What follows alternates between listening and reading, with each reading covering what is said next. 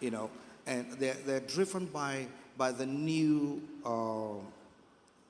idioms of expression and not by the words of Christ. And so for me, the word of Christ is the end of the matter. So 1995, I was at the peak of ministry and success in the industry, and I was offered 24 million pounds for a 3-year contract. 1995. At that time, 24 million pounds was equivalent to 7 billion naira. And this was the catch. The catch was, can you reduce the number of times you call the name Jesus in your song? And there is more where this came from. And I asked the people, really? And one of them, the youngest of them, said to me, actually, you don't even need to mention his name. You can call him the greatest lover. You can call him the righteous one. You can call him anything, but you don't have to say Jesus. And I said, wow. I thought there is no other name given in heaven, on earth, beneath the earth, by which man can be saved, except the name Jesus. So if I don't sing Jesus, Jesus, Jesus, what else is there to sing? So I said to the people, you can keep your money, I'll keep the name.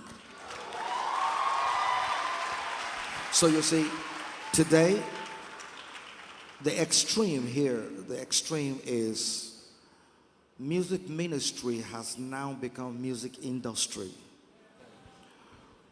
where the industry is now dictating to the ministers what to do, how to sing, what to sing. For example, we were not singing in tongues, because if you sing in tongues, there should be interpretation. But it was the marketers in Alaba that discovered that when there is tongues in any sermon, people would buy. So they started encouraging musicians, put some tongues somewhere.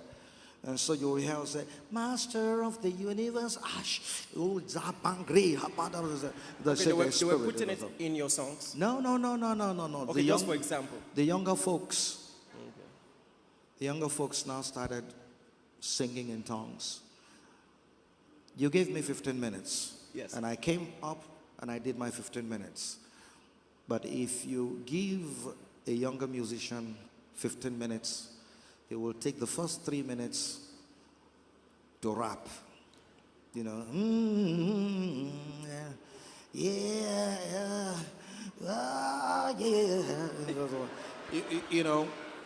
Then after all of that, they'll say, now we're doing the real thing. So you see, the extreme here is that money is now dictating to the ministers what to do. When I got your invitation, I had to ask my daughter, I said, who is this guy? And she said to me, I know him. I said, can you vouch for him? And she said, yes, sir. I said, okay. You see, anything my children say and anywhere they say go, I go. Because I have a covenant to raise them well. And they are not children. They are not children. See, my youngest is 36. And the oldest, forget about it. So, really what is going on now is we seem to have lost originality.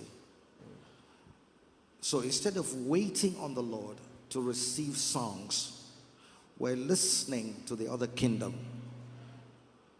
And we're picking rhythms, melodies from them instead of being original. You see, the Holy Spirit is not a copycat. He made everything.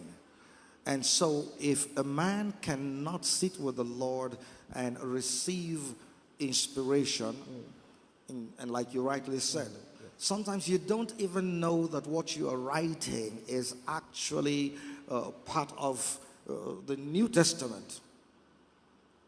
You see, so that the early writers, you know, they had no idea that one day these things they had written were going to be put together into a document.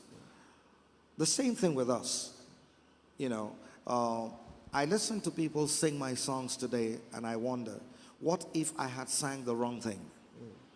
And what if I had questioned, you know, the virgin birth of Christ? What would that have been today?